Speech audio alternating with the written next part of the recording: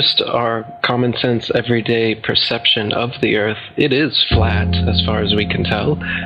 It is motionless as far as we can tell. And everything in the sky is revolving around us as far as we can tell. If nobody told us otherwise, we'd logically assume that the Earth was flat, motionless, with everything in the sky revolving around us. And you can prove that this is the case as well, for instance, with the horizon.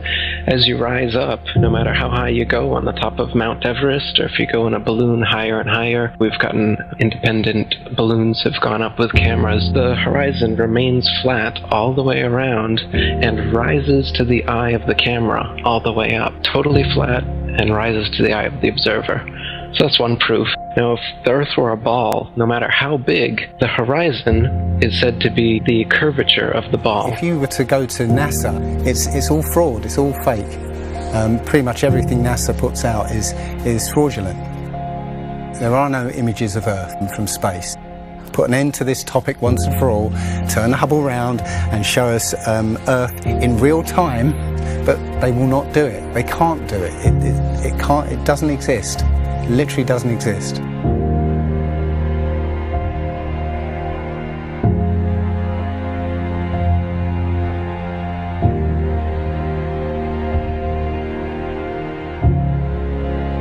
Looking at these images of Earth, including the one they call the Big Blue Marble, which was released in 2002, I think. Zoom into it with Photoshop, you'll see where they've used the clone tool in Photoshop to take a picture of one of the clouds and stamp it in various places around the picture. They got lazy. If the Earth is 25,000 miles in circumference, there must exist a curvature drop of 8 inches times the mile when you square the mile. 1 mile means there should be an 8-inch curvature drop. 2 miles, 2 times 2 times 8 is 32. That's 32-inch drop. 3 miles would be a 72-inch drop. And this would exponentially continue. Here's the longest bridge in the world, the Danyang Kongchon Grand Bridge in China. 102.4 miles long. There should exist nearly 7,000 feet of curvature drop in that bridge. 7,000 foot curvature drop. Do you see it? It ain't there. Look at the horizon. It's flat. You can see in that dive shot that the inside camera, the horizon is completely flat. Then it goes to the outside, and you got a huge curve. But when you're looking at some of the amateur balloon footage, some of it's lens corrected and it's completely flat. And others, like the GoPro stuff, the horizon will fluctuate as the camera spins and tilts. The horizon will go convex and concave. A lens effect. It's obviously not the horizon shifting every 2 seconds as the camera jumps. And when it's still, you can see all the way up, totally flat.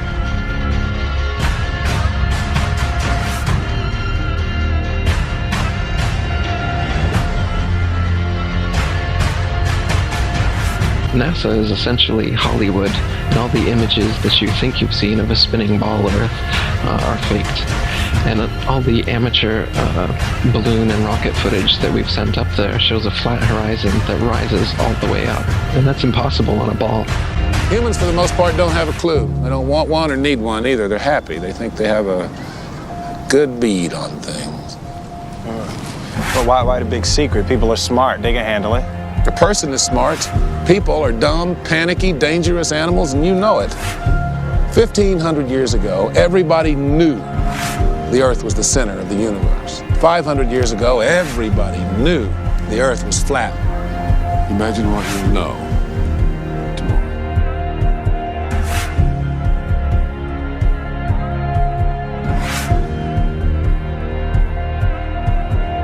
The horizon, for instance, is always completely flat, and you don't feel any motion.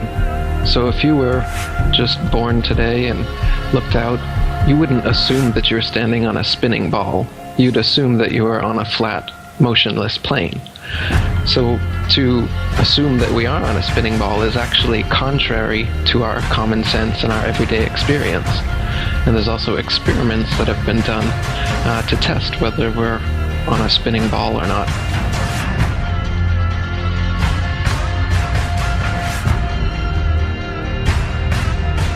My question was, why, if it's a flat Earth, why couldn't you stand on the coast of California with a telescope and see Japan or Hawaii or something? And I think you know the answer to that. I'll let you answer that. Yeah. You can't see an unlimited distance. The lowest layer is the densest and not transparent. So if you imagine like a hot, humid day, the haze over a road, all telescopes will eventually blur out in that same kind of way due to the air. So no, you can't see an infinite distance. Is the Earth flat or round? It's round. Okay, now let's see. How do we go about proving that? Go to the seashore. Go to a seashore. Watch as ships sail away. They don't disappear all at once. No, first, the bottom will disappear. See, the bottom of the ship is gone. Now we can see midway up, and then the whole thing disappears. Now, ships came back. They didn't fall off the table. So people realized that the world is curved. I mean, it's a big curve, but it's curved. So, the process of testing claims, the world is flat, the world is round, is what we call science. Now, if you have a claim that can't be tested, that's what we call pseudoscience. Extraordinary claims require extraordinary proof. Extraordinary claims require extraordinary proof. Boats don't disappear over the curvature of the horizon. Boats disappear due to perspective. All you have to do is go to the beach, watch a boat disappear from your eye, and then whip out your telescope, your binoculars, or your high-powered zoom on your camera, and you can pull the entire boat right back into view. Whole mass and all. Yeah, that's right. You think the boat disappeared? Just whip out your telescope, your binoculars, or your zoom camera. You bring the entire boat back into view, completely debunking everything Coy just told you. And here's my video proof. Extraordinary claims require extraordinary proof. Imagine that. You can debunk the curvature of the Earth yourself with just a simple zoom on your camera. Bye-bye, little boat. The flat Earth? Well, that didn't stand up to tests. The round Earth did. And you guys, come on. Everybody watches newscasts. You all use mobile phones. You all see airplanes fly around. You all go to see Ed Sheeran in concert one day in London, another day in Melbourne, Australia. This all depends on our fundamental understanding of the size of the Earth and its shape with extraordinary precision. What the fuck did you just say? The way we teach science is you're just some empty vessel and we pour the science into you and then you regurgitate it on an exam. Because Earth, we know it spins once a day, yes. Off to a great start. So you spin, when you spin pizza dough, it kind of flattens out. Yeah. Gets wider in the middle. And so Earth, throughout its life, even when it formed, it was spinning. And it got a little wider at the equator than it does at the pole. Not only that, it's slightly wider below the equator than above the equator. A little chubbier. Yeah. Chubby's a good way. It's like pear-shaped. Yeah. So, it turns out the pear-shapedness is bigger than the height of Mount Everest above sea level. Well, let me just so you understand. We've been fed a lie our entire, I want to call it a lie. We've been fed. It's a point of view thing, I think.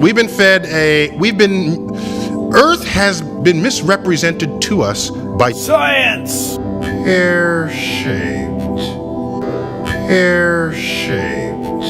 Science! So they're all trying to figure out, is the universe spinning around us or are we spinning around the universe? They tell you We don't know shit. We're looking at a bunch of lights in the goddamn sky. You're gonna tell me that that light and that light that's 100 trillion light years away? How the fuck did you figure that out? And you learn. Well, don't they have an explanation for that shit? No, exactly. That's what you just said right now. What you just said now is what everyone's natural reaction. Because anytime someone says anything about space, you automatically think someone figured it out. You don't know the guy's name. You don't know the name of the experiment. You didn't look into it yourself. You just think when someone tells you, how far is the Earth from the sun? They'll say, 93 million miles away. Like you just, everybody relies on someone figured that out and someone double checked it. You're going on what you read. And right now, cosmology, they don't know what the fuck to do. You know what they found out? The cosmic microwave background shows that all the galaxies are on shelves lined up to us. That we're at the fucking center. They don't know what to think about. There's a lot of controversy going on about it. You should see the stars do all sorts of strange motions, but you don't. You only see them make these perfect circles. That tells me that it's the stars that are moving, not the Earth. The Copernicus principle, the one that we live by, is that we're insignificant, we mean nothing, we're a speck in the universe. That's the heliocentric model, that we go around the sun. The geocentric model means that everything goes around us. That's what this is in the Bible. That's what the first astronomers were saying. Ptolemy was the first one to say, yeah, we are the center. You can tell based on these observations, everything's revolving around us.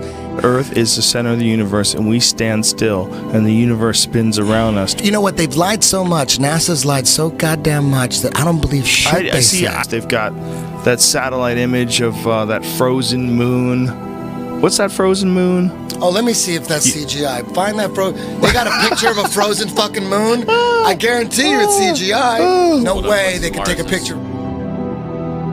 The heliocentric model is in trouble. Watch as the sunlight shrinks and follows the sun.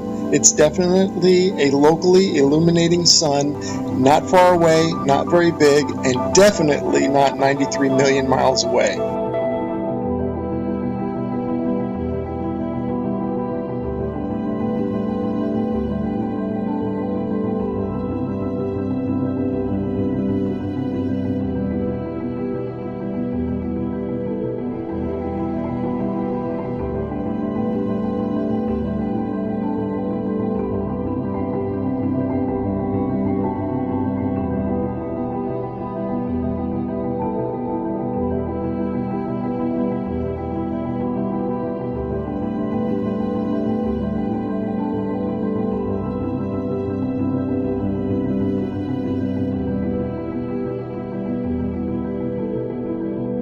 There's a place in Bolivia called Salar del Uyuni, which is a salt flat. It's literally 100 miles wide one way and 80 miles across. And it's perfectly flat. And when it rains, literally you get an inch of water and it looks like a perfect mirror. Now, how does that happen on a sphere?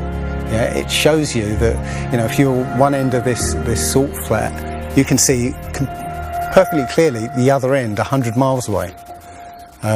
So it's just showing you that, the Earth is flat, and without the effect of the waves in the sea, you'll be able to see a whole lot further.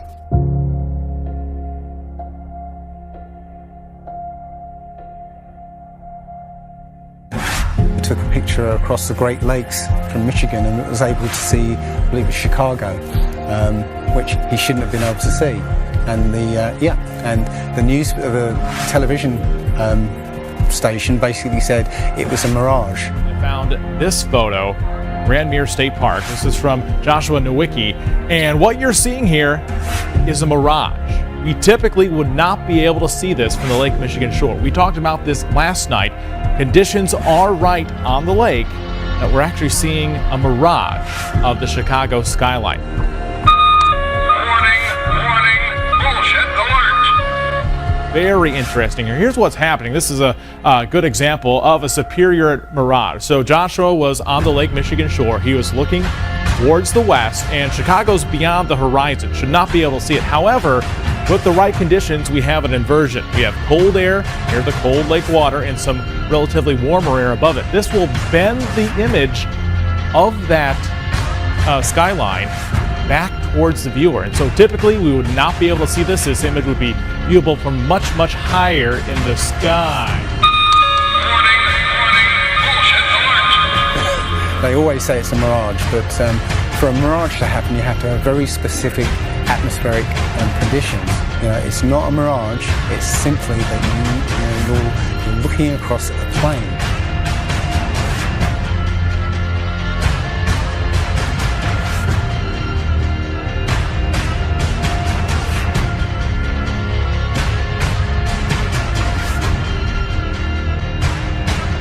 Now, how come in all these ball pictures, man, you can see all the continents pretty much, and there's just a little bit of clouds here and there. Man, it's like some of these pictures, like there's some where they show the Earth at night and you can see all the lights and stuff. It's like, you're telling me the entire continent didn't have clouds? The entire fucking continent, like you can see Africa and all these lights and all this stuff, like, if you turn on your porch light, I guess you can see it from space, apparently. And it's like there's no clouds in some of these pictures. And they spelled out the word sex, right, recently, probably a few months ago in one of the clouds. But, if they do their research, they say, well, those are composites. And I said, well, how come they copy and paste the clouds on some of these? And they use the same cloud form. Like, if you're going to make a composite, but you shouldn't be copying and pasting clouds. That means you're adding stuff that's not real. Yeah, and the thing is, those pictures that you're talking about, the blue marble pictures, I think there's about maybe 8 to 10 of them over time that NASA has put out, and you're absolutely right. None of those pictures look the same. The color of the water is different. Like you said, the continents are different sizes. It's just unbelievable. And I think what happened originally was they would put these things out and nobody was paying any attention to it. And then all of a sudden now, people are paying attention to it, and now they're pulling these pictures in, and it's an obvious fraud. What? And the thing is, there's supposedly tens of thousands of satellites orbiting Earth.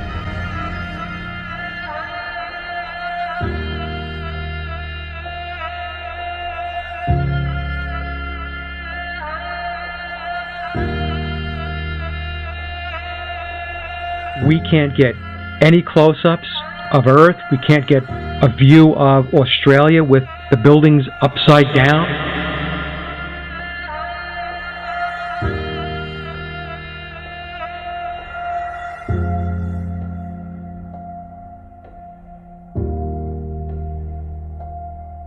And they'll look at you like you're crazy. But really, you're the sane one for asking real questions.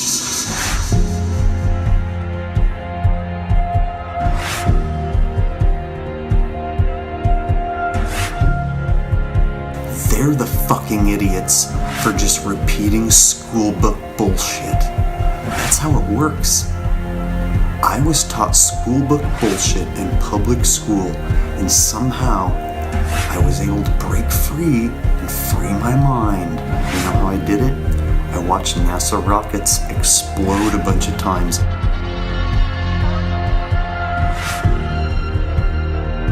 Fly off sideways and not go to space. If you watch the trajectory of the space shuttle, it doesn't go straight up. It always goes in a curve and out to sea.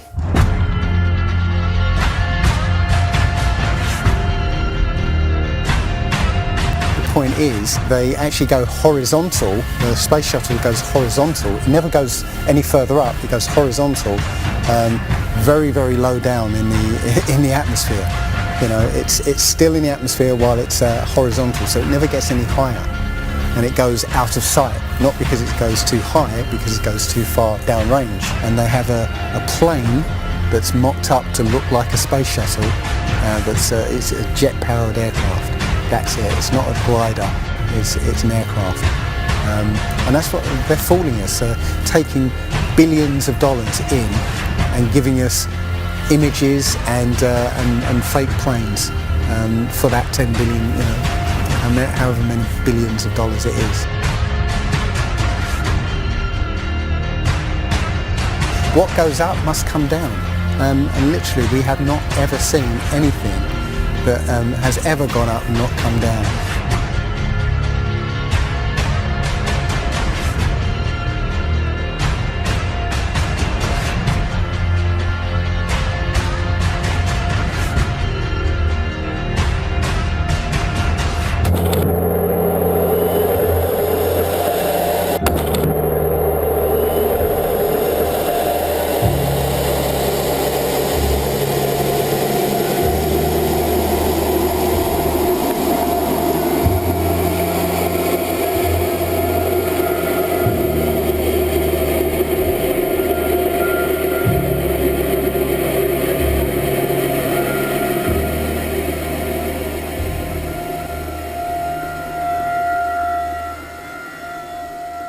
One thing I really want your generation to embrace is that the Earth is a closed system. We cannot leave the Earth. There's no place to go.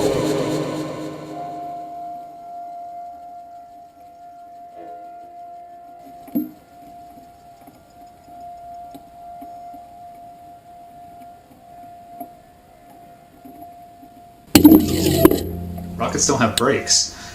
It literally stopped. All of that angular momentum from the rotation of the rocket and the linear momentum from flying up just stopped. No, it had to have hit something. But what did it hit? If it hit a solid surface, the rocket would have been destroyed, and most likely the camera too, so we wouldn't have the footage, and obviously that's not the case.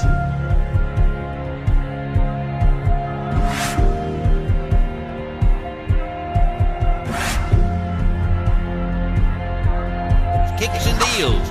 It's a long fly ball going back, and the ball shatters the sky, bringing the ocean itself down into the stadium. Oh, Simpson just broke this dream's reality wide open. I know we have still not shattered that highest and hardest glass ceiling, but someday someone will, and hopefully sooner than we might think right now.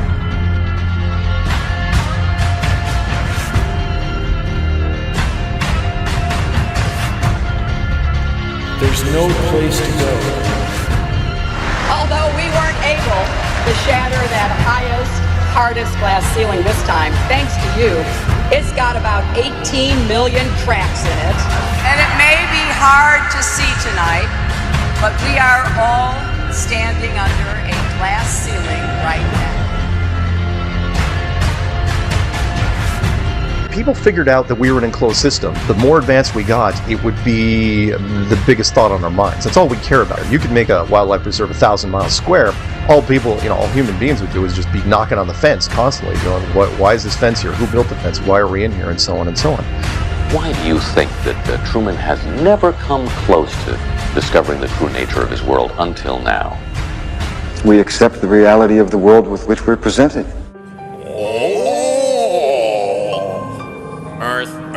Earth. Yep. Earth.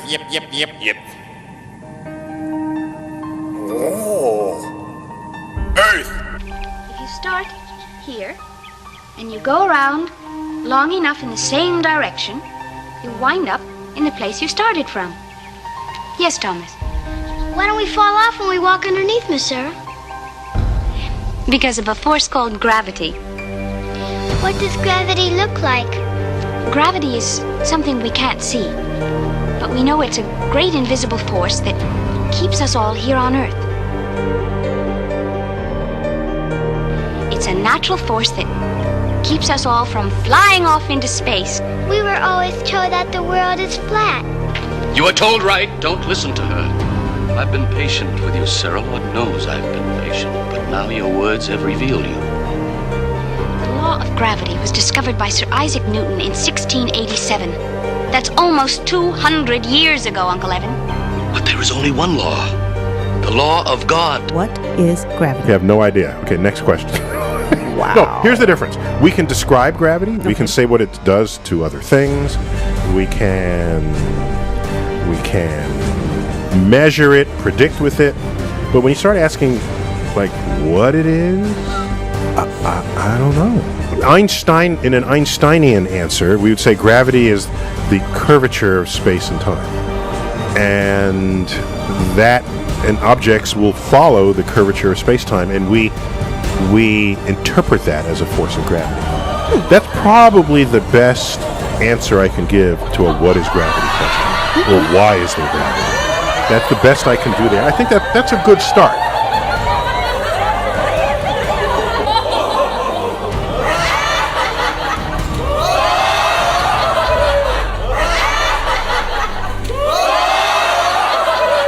The world is round.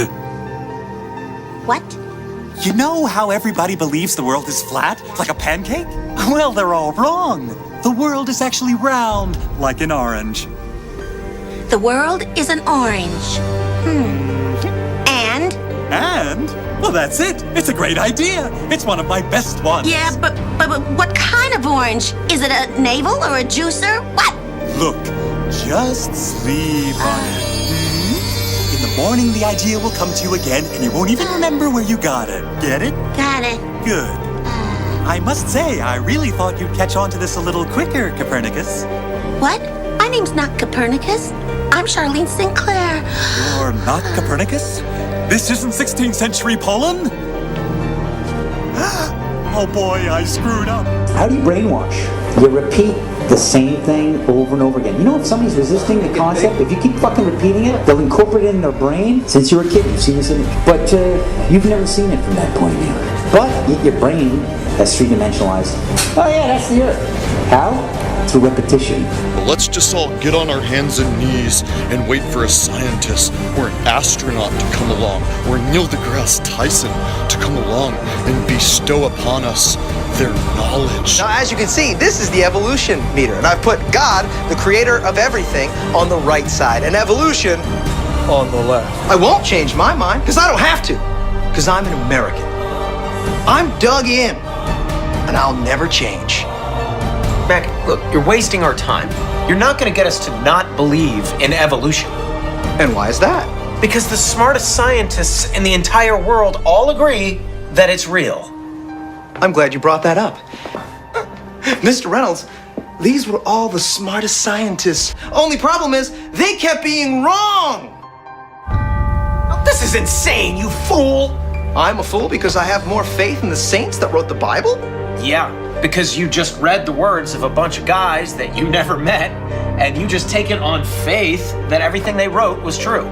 And what makes you think what your scientists are writing is any more truer than my saints? Because there are volumes of proven data, numbers, figures. Have you poured through the data yourself? The numbers, the figures? Well, no. No. Oh, interesting. So let me get this straight, Mr. Reynolds. You get your information from a book written by men you've never met, and you take their words as truth based on a willingness to believe, a desire to accept, a leap of, dare I say it, faith? Come on. Look, I mean, I don't even know how I'm supposed to respond to that. Come on. I rest my case. Matter tells space how to curve. Space tell. Did I get that right? The science community is ignoring a lot of the things that we're looking at, and so normal people are going out and doing experiments. And one of the experiments has turned up an amazing fact that we've not been told, and it destroys the whole idea of this heliocentric system, and that is the moon. Now you can actually measure the temperature of the moonlight next to the temperature of the shade of the moonlight, and you'll find the moonlight is colder than the shade, the opposite from the sun. So the moon is throwing out its own light, and that light is the opposite from the sun. Now, that tells you that it's not reflecting the sun's light. It's producing its own, and its light is different from the sun's. So, the scientific community have not told us this, because they won't tell us this, because it destroys this idea that the sun is lighting up the moon. everyone knows, like, if you're in sunlight, it's colder in the shade, right? So if it's 100 degrees in the sun, it's 90 degrees in the shade. You go to the moonlight, like, especially in a full moon, especially if it's high in the sky, the moon is its own independent object. It is not reflecting the sun rays. The sun is its own object. Also, you know, about the same size, which is, you know, again, coincidentally, you know, why the moon fits so perfectly in front of the sun during an eclipse. We always thought it was coincidence that even though it was 400 times farther away, that it was also exactly 400 times less diameter, which is why it fits. And the other weird thing about the moon, which everyone thinks, oh, it's just a coincidence, is that we never see the other side of it. It's constantly perfectly rotating, so we only see one side of the moon. Exactly one side. It's not like we have like a quarter of a degree every 5 years or half a degree here and there. It's always the same side. There are no coincidences when it comes to this system. It was deliberately built, but I think it was deliberately built to be detected. And I think we were naturally supposed to figure this thing out maybe as late as the 1970s, but the government figured it out first, and they have been spending a heck of a lot of money trying to keep it a secret.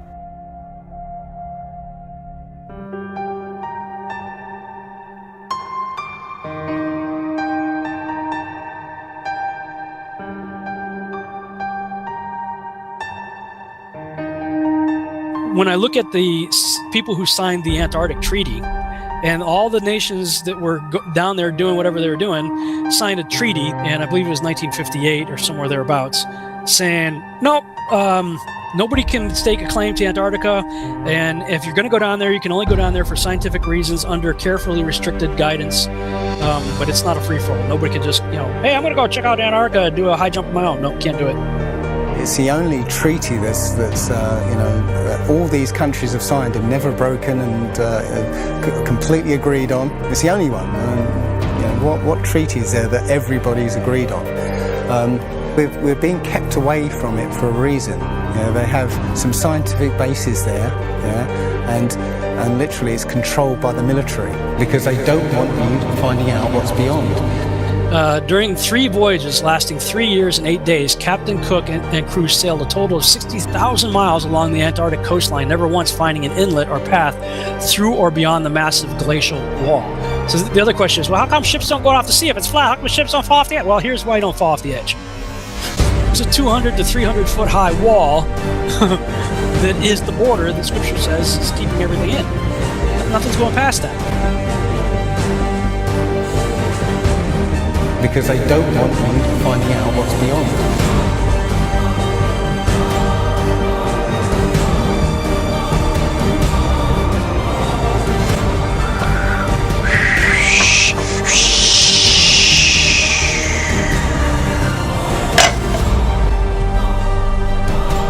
Personally, I think the unconquered south face is the only one worth scaling.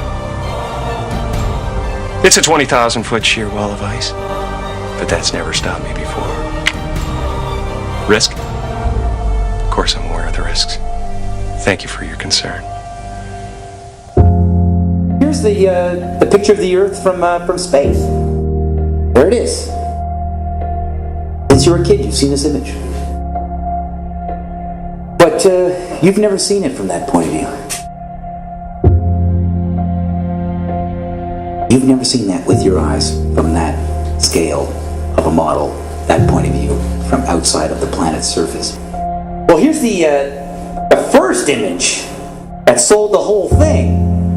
1482. This is when they came up with this idea. We are on that thing. It's a ball.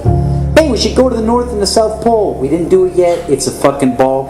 Hey, nobody's even jumped up high enough to see if it is a ball. You can't do that. We don't have planes yet. It's a ball. You know what? We adopted this whole model 400 or 500 years before the airplane. 400 years before the airplane, pretty much. It was beginning in the 1900s. They went to the North Pole in the 1900s. This is 1482. Nobody went to the top of the globe, to the bottom, or flew up, or built a skyscraper. It's funny that we said that this is what we're in right now. This is what we're on before any instrument approved. This is the first time we actually had an instrument of flight. Actually go high enough to actually fucking check out if what we agreed to 500 years ago was real. So if they were wrong after 500 years, Question is, what they tell you?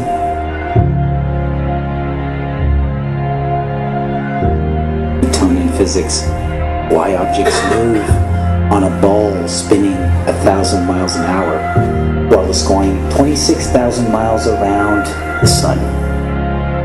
Basically the model we accepted right now. The sailor thinks that he's traveling around the Earth this way, when in effect he's traveling around the Earth this way. They began flying it around the world, from Abu Dhabi last year, with stops in India and China, then across the vast Pacific.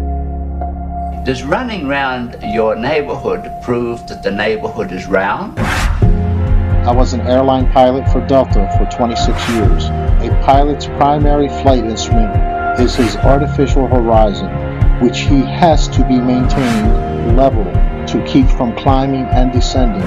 From a cockpit, weather permitting, I could see hundreds of miles in all directions, viewing cities connected by roads across the flat plain as far as the eye could see. Nothing ever leaned. If a pilot is flying around the curve of the Earth, then he should be dipping the nose down, and every 5 minutes he should be dipping the nose down to stay around the curve. That's absolute proof that a plane flies over a flat surface rather than a curved one. But I went to the manufacturer of the artificial horizon, and they confirmed to me that it's completely mechanical, nothing electronic in it whatsoever. So it's literally just a gyroscope that can freely move.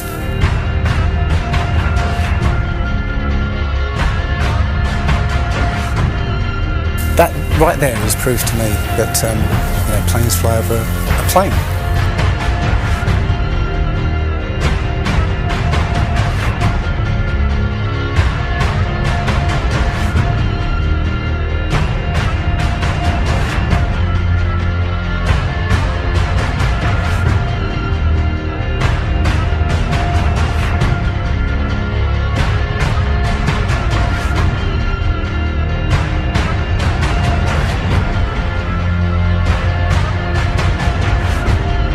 Flat Earthers, it's time. We are going to destroy the Globeheads' arguments concerning flight routes.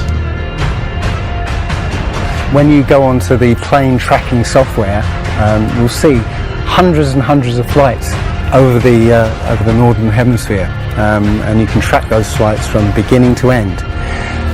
When you look at any flight in the southern hemisphere, what you'll find is the flight takes off and disappears off the tracking.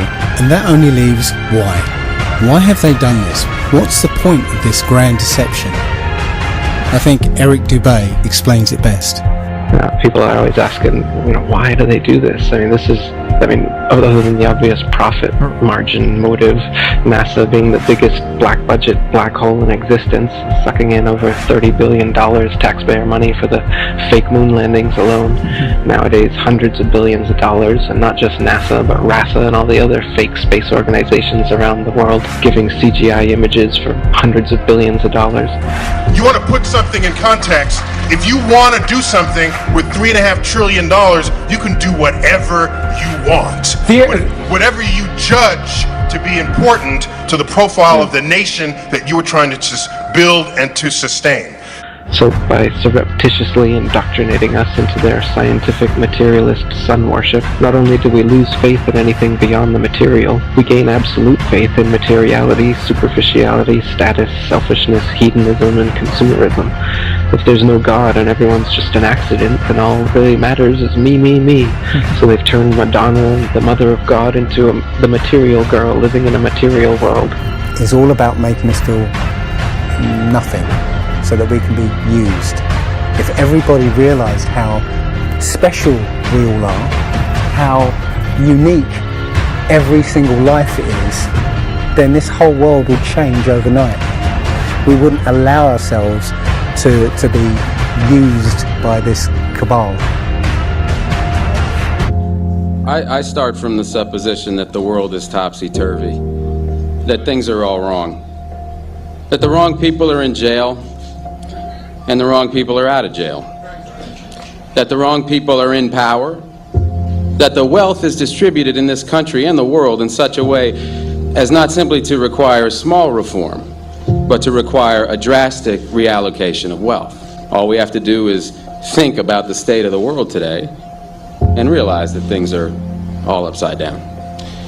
Now, if you don't think, if you just listen to TV and read scholarly things, you actually begin to think that things are not so bad, or that just little things are wrong. But you have to get a little detached and then come back and look at the world, and you are horrified. Now, as soon as you say the topic is civil disobedience, you're saying our problem is civil disobedience. That is not our problem. Our problem is civil obedience.